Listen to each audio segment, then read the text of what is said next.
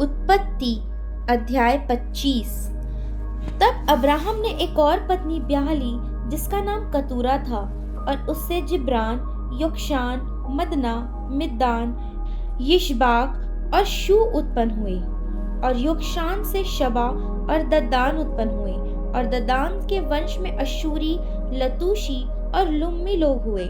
मिदान के पुत्र एपा, एपेर, हनोक, अबीदा और एल्दा हुए। ये सब कतूरा की संतान हुए। इजहाक को तो अब्राहम ने अपना सब कुछ दिया, पर अपनी रखैलियों के पुत्रों को कुछ कुछ देकर अपने जीते जी अपने पुत्र इजहाक के पास से पूरब देश में भेज दिया। अब्राहम की सारी आयु 175 वर्ष की हुई। अब्राहम का दीर्घायु होने के कारण अर्थात पूरे बुढ़ापे की अवस्था में प्राण छूट गया और वह अपने लोगों में जा मिला। उसके पुत्र इसहाक और इस्माइल ने हित्ती सोहर के पुत्र एप्रोन की मम्रे की सम्मुख वाली भूमि में जो मकपेला की गुफा थी उसको मिट्टी दी, अर्थात जो भूमि अब्राहम ने हित्तियों से मोल ली थी उसी में अब्राहम और उसकी पत्नी सारा दोनों को मिट्टी दी गई।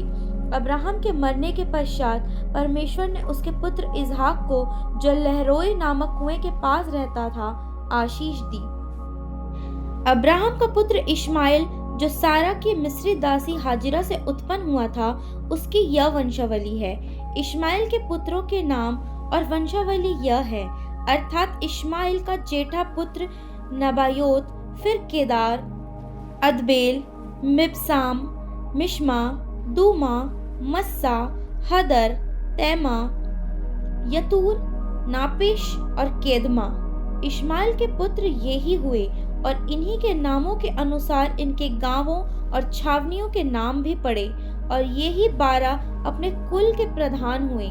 इश्माइल की सारी आयु 137 वर्ष की हुई, तब उसके प्राण छूट गए और वह अपने लोगों में जा मिला।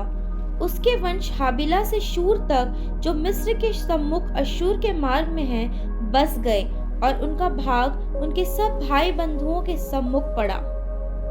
अब्राहम के पुत्र इजहाक की वंशावली यह है। अब्राहम से इजहाक उत्पन्न हुआ, और इजहाक ने 40 वर्ष का होकर रिबका से, जो पदनराम के वासी अरामी बतूएल की बेटी और अरामी लबान की बहन थी, विवाह कर लिया।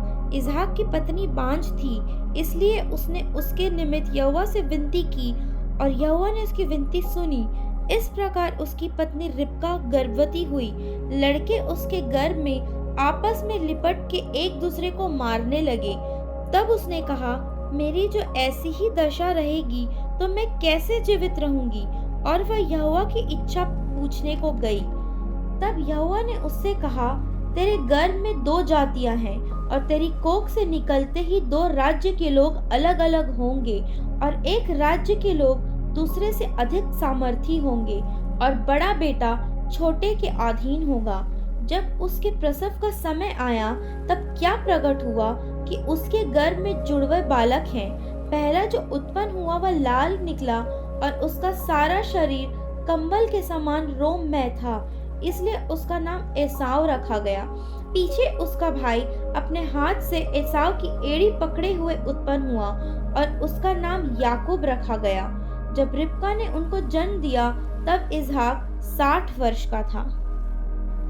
फिर वे लड़के बढ़ने लगे, और एसाव को वनवासी होकर चतुर शिकार करने वाला हो गया, पर याकूब सीधा मनुष्य था और तंबुओं में रहा करता था।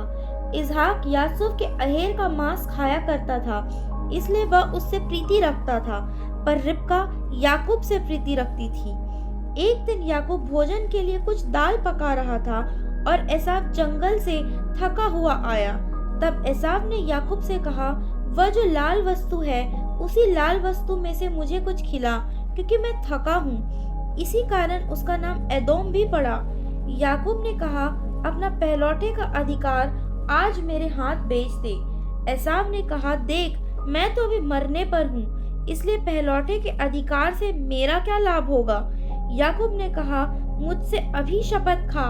अतः उसने उससे शपथ खाई और अपना पहलौठे का अधिकार याकूब के हाथ बेच डाला। इस पर याकूब ने एसाव को रोटी और पकाई हुई मसूर की दाल दी, और उसने खाया पिया और उठकर चला गया। यूं एसाव ने अपना पहलौठे का अधिकार तुच्छ जाना।